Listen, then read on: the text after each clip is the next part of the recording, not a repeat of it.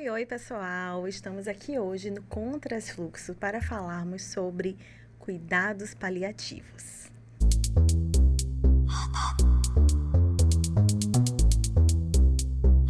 E hoje eu recebo para falar desse tema que é tão importante.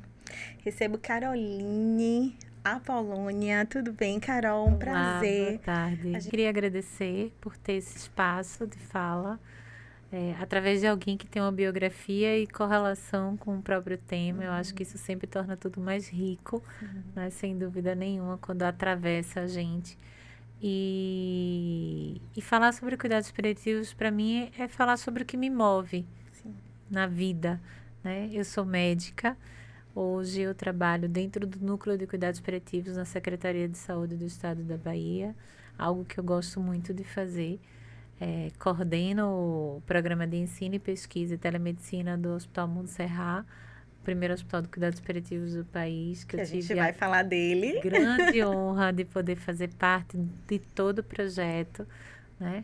E tenho uma grande alegria de poder viver a possibilidade de expansão e acesso das pessoas que precisam desse tipo de assistência, que permeia tantos preconceitos e tantos medos associados, e conseguir perceber hoje que a população está pedindo para ir para um hospital de cuidados paliativos é uma grande alegria. Eu sou Magali Pugliese, psicóloga. É um assunto também que me atravessa muito. Meu propósito, né, na psicologia começou justamente com os cuidados paliativos de minha mãe. Então é um assunto muito especial, né? E aí, Carol, posso chamar de Carol? Claro, por favor. Pronto. O que a gente vê enquanto a vida se tem muito a fazer, né? E cuidados paliativos, a gente tem esse olhar de que quando a doença não se pode mais ser freada, né, mais contida, ainda se tem muito a fazer. Aí que o olhar se amplia, né, para aquele sujeito, para aquela pessoa. É sobre dignidade, é sobre qualidade de vida. Então, fala um pouquinho pra gente o que são os cuidados paliativos e o significado para você. Ah, joia. Os cuidados paliativos, ele é uma abordagem. Então, a primeira coisa é que ele não é uma ação. Então, ele entra quando a pessoa precisa desse tipo de olhar, né? Então, ele é uma abordagem que cuida de pessoas que têm doenças graves, que ameaçam a continuidade da vida, mas que principalmente esteja associada a sofrimento.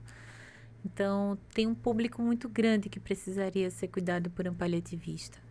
Então, quando a gente tem uma doença que ameaça a continuidade da vida, eu gosto muito de roubar uma metáfora que Tom Almeida usa. Ele diz que é quando você compra o bilhete para a entrada no avião. Sim. De uma viagem, que pode durar pouquíssimo tempo, que pode durar anos. Um paliativista pode seguir em cuidado de alguém por anos. Então, isso é muito importante ser dito. Mas você comprou o bilhete. E nesse bilhete você tem duas categorias. Na verdade, eu digo que três. Você pode ir nessa viagem, que quando você tem essa doença, você entra nessa viagem. E essa viagem ela tem três classes. Você pode ir no bagageiro, sofrendo muito nesse contexto, mas não tem jeito, você vai passar por essa viagem. Você pode ir de classe econômica ou você pode ir de primeira classe. Eu digo que sortudos são aqueles que conseguem de primeira classe. E habitualmente de primeira classe, um paliativista provavelmente vai estar te acompanhando. Porque a viagem todos vão passar. Então, querendo ou não, quando a doença ela avança, quando a doença começa a ameaçar a tua vida, não é o paliativista que vai modificar muitas vezes esse contexto. Alguns estudos até mostram que a gente ganha mais tempo e mais qualidade de vida. Mas o desfecho final acaba sendo o mesmo. A diferença é como você vai passar por esse caminho. Então, eu gosto muito de usar essa metáfora porque o paliativista ele vai te ajudar a se manter na primeira classe. Uma vez que a viagem, você não tem escolha, você entrou nesse avião ou nesse trem ou o que seja. E o que a gente vê você trouxe aí logo no comecinho que hoje as pessoas aceitam, não querem ir para o hospital, né? Que a gente vai falar já já sobre ele. Mas é um assunto, né? Um tema, é uma abordagem que ainda tem muitos mitos, que ainda tem muitas crenças. Então, muita gente associa cuidados paliativos à finitude, ali uma finitude muito próxima. E então é preciso a gente falar. A gente sempre fala que a informação é o primeiro passo do cuidado. Não é isso, Carol? Então, fala um pouquinho sobre essas crenças que contribuem para essa resistência, não só do paciente, mas a família também. Né? Ela tem uma resistência em ouvir, né, cuidados paliativos, justamente porque acredita que a finitude já está ali muito próxima. Não tem ainda esse olhar ampliado de que é um suporte que pode, inclusive, com estudos, né, mostram que ampliam justamente, né, esse tempo de vida, porque é um olhar não só, é um olhar multidimensional, né, para aquele sujeito como um todo. Então, fala um pouquinho dessas crenças que contribuem para essas resistências, né, de se integrar e também de aceitar, né, aceitar os cuidados paliativos, entender como é que funciona. Fala um pouquinho sobre isso. Tá. Eu acho que tem múltiplos fatores que podem estar correlacionados a esses preconceitos, né? Um deles é a própria origem da palavra, porque a palavra paliativos, ela vem de uma origem latim chamada pallium, que é manto. Isso. O que era o manto quando os cavaleiros nas cruzadas enfrentavam? Ele era o que protegia contra as intempéries da natureza. Então, uma chuva forte, um vento, a gente não controla a chuva, a gente não controla a temperatura, a gente não controla uma doença que avança e que faz ter muito sofrimento associado, mas a gente pode controlar o sofrimento, a gente pode reduzir o sintoma. E eu digo que uma pessoa que tem sintomas mais bem compensados, uma pessoa que ela é olhada para muito além de uma doença degenerativa, para muito além de uma lesão cerebral, para muito além de uma célula cancerígena, ela consegue ser enxergada como pessoa que está presente no contexto da vida. O paliativista tem também muito essa função de colocar o foco no que deve ser colocado, que é na existência, né? Então, isso ajuda a pessoa a viver mais e melhor. Então, quando a gente traduz a palavra que latim significa toda essa proteção contra as coisas que a gente não necessariamente controla, e a gente vem para português, gota, cuidado paliativo com o i, que é o que a gente faz, que é a tradução simultânea, ela tem muito parecido com a palavra paliativo, que é muitas vezes o armengue. Então, na cabeça da pessoa, o paliativo é um paliativo. Verdade. Entendeu? E não é. É justamente o contrário disso. Mas a tradução não nos ajuda, né? Então, palliative care, em inglês, care é cuidado amplificado. Então, quando a gente bota só cuidados paliativos e a tradução sai como armengue, por si só, diz assim, a pessoa que eu amo vai para um lugar de armengue de cuidado, né? Isso tem uma barreira significativa, não só da população leiga, como da própria população da área de saúde. A gente tem inúmeras discussões com relação a inúmeros pacientes dizendo, olha, já está na hora da gente ter um olhar paliativo para essa pessoa, né? Então, principalmente nas crianças. Então, cuidados paliativos pediátricos tem uma resistência muito grande, não só dos colegas, como da família, dessa sensação do que vou desistir do meu filho, né? Quando, na verdade, você vai cuidar muito melhor, considerando que muitas vezes essas crianças, elas não teriam condição física mesmo de passar por certos desafios, que isso só seria sofrimento. Então, às vezes muitas vezes elas não têm voz. E aí a gente, pela voz do apego, pela voz do amo e daí não consigo dizer tchau, a gente faz alguém passar por coisas físicas extremamente dolorosas. Quando que se essa criança tivesse voz, eu dissesse, você quer mais uma furada? Você quer que eu abra teu peito para operar essa cardiopatia que é incompatível com a vida, ou que tu vai ganhar só mais 6 meses usando não sei quantos quilos de remédio, será que se a gente conseguisse trazer essa criança à tona, ela ia dizer quero ou não quero? Então são coisas muito difíceis no sentido até cultural, né? Porque a gente precisa também dar sustento a essa mãe, que por amor diz: entenda os limites do teu corpo e respeitarei teu processo de existência. Porque é por amor que a gente cuida pelas pessoas. Então, quando a gente também não conversa sobre isso em casa, e eu faço um treinamento de imersão e quero deixar aqui o convite para quem quiser, tem vagas externas. Lá no Montserrat, a gente faz um treinamento de sensibilização em cuidados paliativos. E a gente discute essas coisas com pessoas que decidiram, às vezes, cuidar de pessoas em fim de vida e elas nunca pensaram sobre a própria inexistência nesse mundo. Sobre como é que elas se sentiriam bem cuidadas. Quais são as coisas que faz sentido? Então, a gente precisa conversar sobre isso.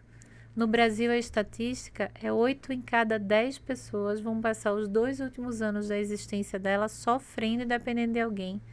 Quem vai ser esse alguém? O que esse alguém precisa saber sobre você, que é extremamente relevante? E lembre-se, alguém vai tomar decisões de saúde que só você passará pelo caminho. Será que você tem quantas pessoas que te conhecem o suficiente para entender todos os seus limites e o quanto é essencial, o que é vida para você? Então, ter essas conversas em casa são coisas que são extremamente relevantes e que lá nesse pequeno mundo que a gente coloca dessa luz, nesse olhar da existência, a gente está fazendo de terça-feira de tarde. E a gente está fazendo aqui no podcast. Então, se você não pensou sobre isso ainda, começa a pensar. Quem te conhece o suficientemente bem hoje, de verdade, para tomar decisões de saúde que você que vai passar? Perfeito. Cuidados paliativos, né, Carol? É algo assim muito, muito sensível e tão amplo, porque não é só o cuidado que a gente tem a cultura, né? Culturalmente, a gente acha que o cuidado é o remédio, que o cuidado é o tratamento. E o cuidados paliativos, ele abre, né, essa porta, essa janela, eu falo assim, que abre a casa toda para o vento respirar, né? Para respirar essa casa que somos nós. Então, ele tem esse olhar para, como você trouxe, o que é importante para aquela pessoa. Então, minha mãe passou 3 anos em cuidados paliativos e ela teve, né, esse olhar de cuidado para o que era importante, né? Então, assim, a doença, ela não conseguia mais ser freada, era um câncer raro, que não tinha em nenhum lugar do mundo. Então, a gente já recebeu o diagnóstico, já entrando em cuidados paliativos. Mas esse olhar para o que é importante, sabe? Foi uma aula de coragem todo dia que ela dava, para justamente ela viver o que era importante para ela naquele momento. Fala um pouquinho sobre esse olhar multi, né? Que não é só do remédio, não é só de frear a doença, da cura, mas como cuidados paliativos tem esse olhar ampliado para o que é importante. Primeiro que ele nunca pode ser feito sozinho, justamente porque sozinho você fica muito míope. Né? Então, só o médico fazer, ele tem uma limitação até técnica mesmo e de treinamento, o psicólogo também, o assistente social, o enfermeiro, o fono. Então, é um cuidado centrado em múltiplos olhares, porque somos seres complexos. E a gente tem pouco tempo, geralmente, quando ele chega perto de um paliativista. E se a gente tem pouco tempo, a gente não deve ter tempo a perder. Então, quanto mais gente conseguir traçar o seu caminho da melhor forma possível, para que ele logo consiga ter o melhor possível nessa jornada que você entrou, que é o processo de finitude, não necessariamente fim de vida, é imperioso que seja feito dessa forma, né? Então, a gente sempre tem essa necessidade multifacetada de percepção. Fora que a gente vai conversar sobre o que é essencial. Então, eu digo que a porta de entrada do paliativista sempre, habitualmente, sempre não, sempre é muito, mas habitualmente é a questões físicas. Então a dor não está compensando, não para de vomitar, está tonta, não consegue comer. Um paliativista entra, eu digo que a porta de entrada, muitas vezes, o ticket é questões físicas. Mas às vezes, quando você vai colocar na mesa, o que mais importa ali nem vai ser a questão física necessariamente. Às vezes, o que mais importa é a questão social. Aquele cara era o provedor da família. Ele tem uma doença que vai, provavelmente, baseada em todas as escalas, fazer com que ele não exista fisicamente daqui a 3 semanas, ou daqui a 3 meses, ou daqui a 3 anos. Então, assim, essa pessoa que vai ter um impacto social em um monte de gente correlacionada. Mas se você não diz a ele, olha, a coisa tá difícil, e eu acho que a gente tem algumas semanas. O que é importante para você cuidar nessas algumas semanas? Faz sentido para você, se eu não conseguir controlar seu sintoma, te colocar para dormir? Ou você toleraria um sintoma físico para se manter lúcido até o fim? Quem você quer que te veja no teu fim de vida? Quem é que vai te ver da forma mais frágil que o ser humano pode existir? Com odores às vezes não iguais aos que ele tinha antes, com secreções que às vezes ele não tinha antes, de forma física às vezes muito diferente. Quem é que você quer que te veja dessa condição?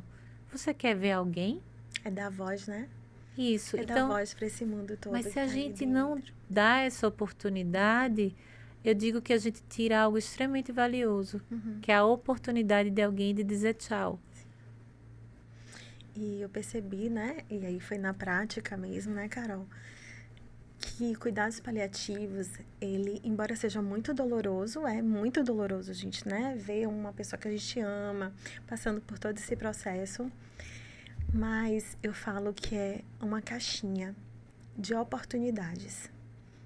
Então, assim como minha mãe teve a oportunidade de organizar, sabe? E organizar tudo.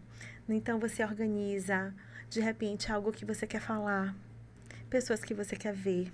Então, é uma oportunidade, embora, sim, atravessada, né, pela dor, por tudo isso que envolve, né, essas perdas, né, o luto antecipatório, mas é uma oportunidade de organização, de conversar sobre os medos, né, com minha mãe, eu conversava muito, mãe, e aí? O que é que você tem medo? O que é desconfortável para você? O que é que você tem mais medo? E a gente levava isso para o médico, levava para o psicólogo, conversava com a equipe multi toda. Então, é uma forma de organizar com a família, de repente chamar estar próximo de algum parente, de alguém que tem vontade de organizar algo que não foi dito. Então, também é uma caixinha de muitas oportunidades, correto? Sem dúvida. E o que é mais importante, cada um quer de um jeito diferente. Por exemplo, às vezes a gente diz assim, música é legal. Eu digo, depende. Eu tenho vários pacientes que querem morrer sozinhos, sem ninguém no quarto, sem música, uns sedados, outros não sedados, no sentido de que eu não quero ninguém mais, tipo, eu já não vou existir, deixa eu passar por esse processo sozinho. Habitualmente a gente, se não pergunta, o quarto pode estar cheio, Sim. o cara da música que chegou na musicoterapia, ai que legal é música, para aquela pessoa não faria sentido. Então a gente tem que entender o que é para cada um faz sentido. Eu tenho uma história que eu gosto muito, não vai ter várias, mas essa eu acho engraçada, que esse paciente, ele era muito festeiro. Muito festeiro. E ele tinha uma filha que era parceira, parecidos inclusive. E aí ele disse para ela: quando eu morrer, eu quero uma festa. Eu quero cachaça, eu não quero que chame as choronas não sei quem para falar, eu quero isso, quero aquilo. Ele delegou, ele fez o enredo, ele falou com o cara da banda, dizendo que quando ele morresse era para tocar. Bem, o ato aconteceu. Sim. O cara da banda ligou para a filha. É isso mesmo? Eu tenho que tocar de verdade, assim, como foi pedido? Ela disse, com certeza. E ela relata, dizendo que o velório do pai dela é mais animado do que muita festa que ela vai. E que chegou um momento que estava o bêbado da cidade, era uma cidade interior, todo mundo lá junto, literalmente fazendo a homenagem como ele foi na vida inteira. Eu tenho uma colega de trabalho que trabalha comigo na secretaria, ela disse que todo mundo tem que chorar no velório dela. Então, assim, cada um quer de um jeito diferente. É sobre significado, né? Exatamente. E significado de uma vida, né? De um processo aí de vida. Exatamente. Então, assim, se você não dá a oportunidade de dizer, sim, estamos escrevendo o teu último capítulo. Você quer falar sobre isso? Porque é outra coisa. Às vezes a pessoa não está afim de falar sobre isso. Não quero falar, quero que você fale com o fulano. Ou então vocês são da equipe que resolvam. Não discutam nada comigo, eu só quero receber o resultado.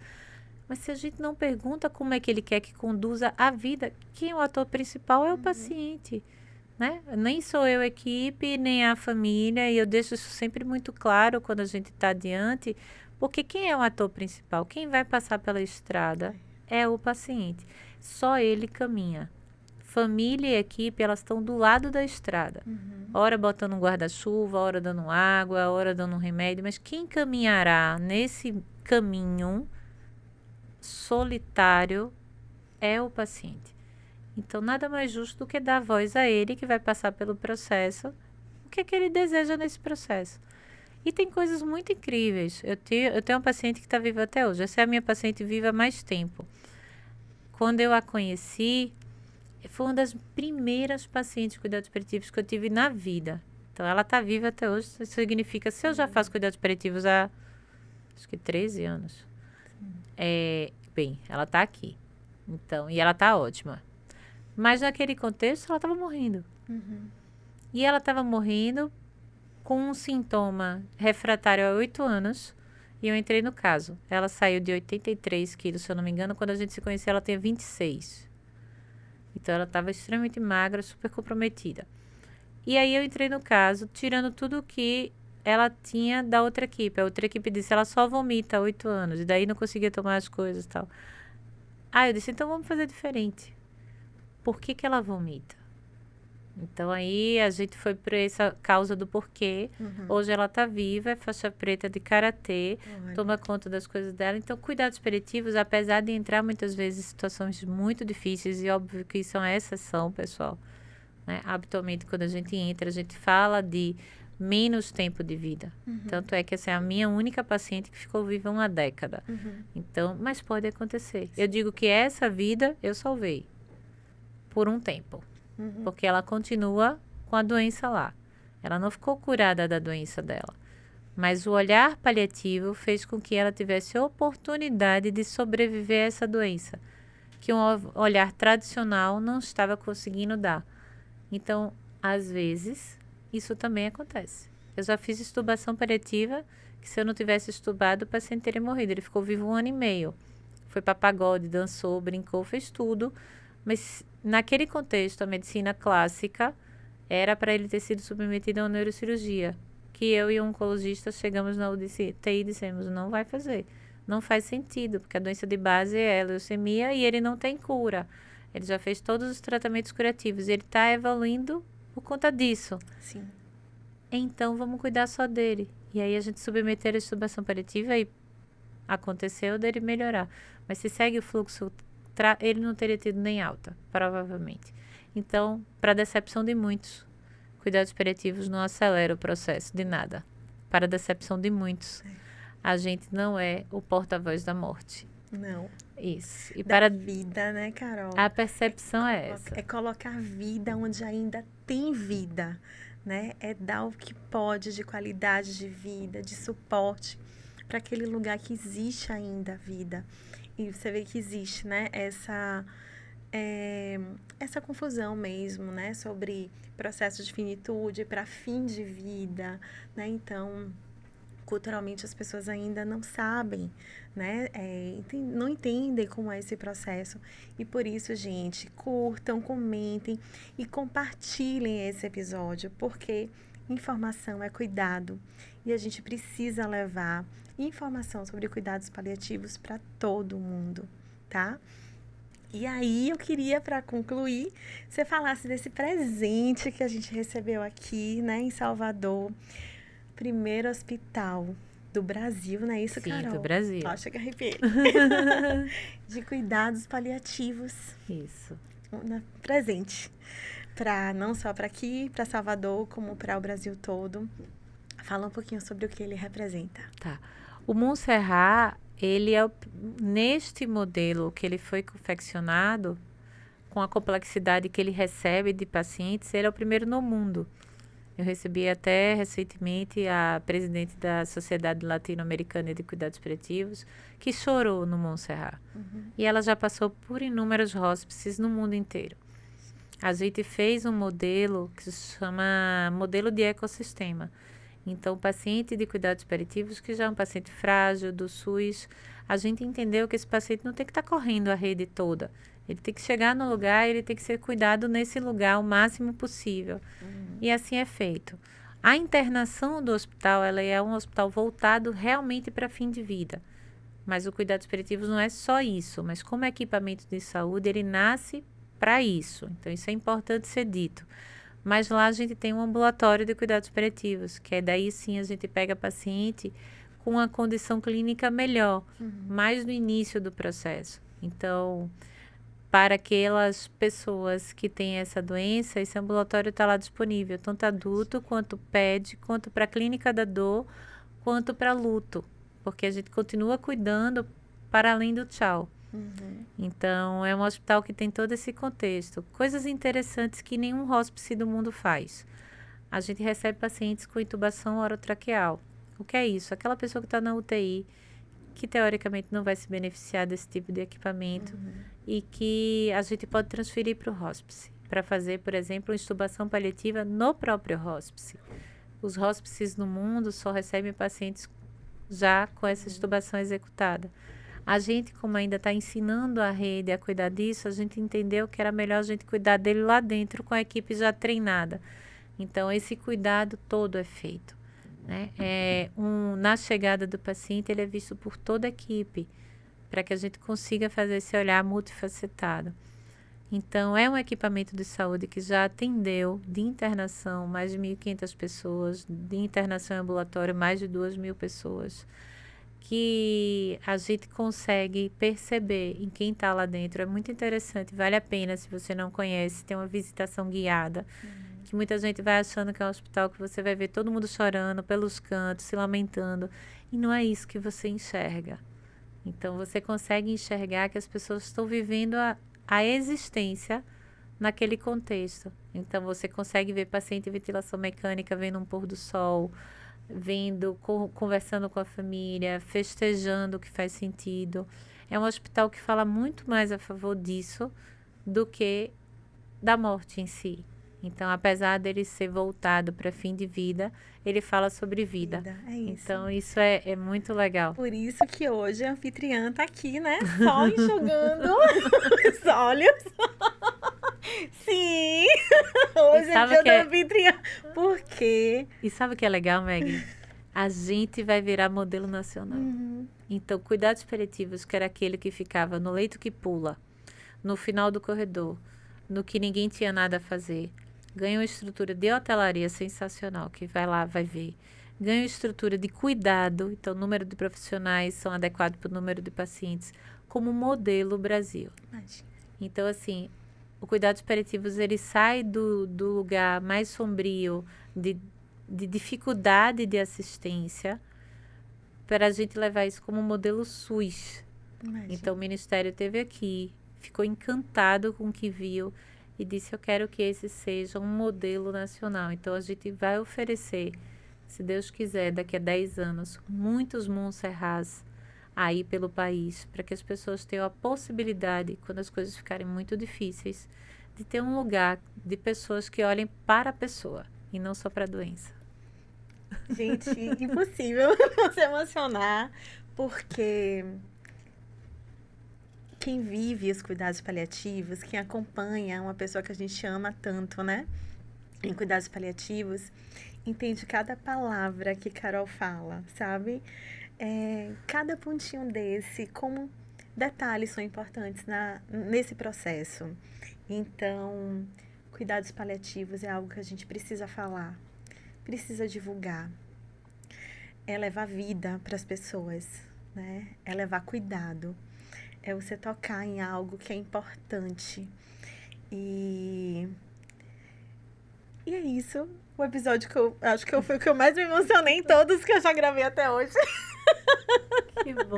E a gente tá falando de algo assim, que é importante, que é vida, que é cuidado, que é olhar para o outro, entendendo a sua subjetividade, entendendo o seu singular, jeito singular de viver, né, isso, Carol? Muito obrigada por ter vindo. Para mim foi emocionante, né? Por mim, a gente ficava conversando aqui 3 horas, porque a gente tem muita coisa para falar. Espero ter a oportunidade de que você retorne para a gente poder falar ainda mais. E muito obrigada por ser aí um veículo para a gente ter recebido esse presente, né? O Brasil todo, nessa forma de cuidar, que é o Hospital Monte Serrat. Quem estiver nos assistindo, vão lá na internet, conheçam, é lindo, é um projeto lindo. Os detalhes dele, ele é todo lindo em todos os detalhes, e lá tem muito amor, né? Lá tem muito amor envolvido. E é isso, obrigada. Queria que você falasse para quem está nos assistindo onde te encontrar, rede social também do hospital, para poder as pessoas irem lá conhecer esse projeto lindo. A rede social do hospital não saiu ainda. Foi, mas tem uma página que a gente consegue algumas informações que eu já vi. Tem no Ozid, ele traz alguma coisa. A gente tem projeto de abrir as redes sociais, não só para o Montserrat, a gente vai abrir uma rede social para o Cuidados Paliativos Bahia. Porque a gente hoje tem 54 equipes funcionantes na Bahia toda. Esse é um projeto que ele é um pedaço de muita construção que veio antes. Então, tem muita gente oferecendo boa qualidade de assistência na nossa Bahia como um todo. Tanto em maternidade quanto hospital de alta complexidade. A gente vai ter um avanço grande no ano que vem. Estamos aí com o projeto do plano estadual, que eu acho que vai ser um outro passo significativo que a Bahia vai dar nesse contexto. E suas redes sociais? A minha rede social é uma bagunça, mas quem quiser... E por lá a gente consegue conhecer também consegue, as vital. Que lá eu trago todas as informações. Histórias, né, Isso. Carol? É linda a rede Curso, dela. tudo que vocês quiserem é @Caroline_Apolônia. Muito obrigada. Com K. Então, quem quiser, informações de cuidados paliativos, não só daqui, como no mundo, se vira e mexe, eu sempre estou colocando. Então, vale a pena, só a bagunça. Decepciono com relação à organização, mas é isso. Carol, obrigada mesmo, tá? De coração. E que a gente consiga conversar um pouco mais em outras oportunidades. Obrigada, gente. Curtam, comentem, compartilhem. E até mais. Foi lindo.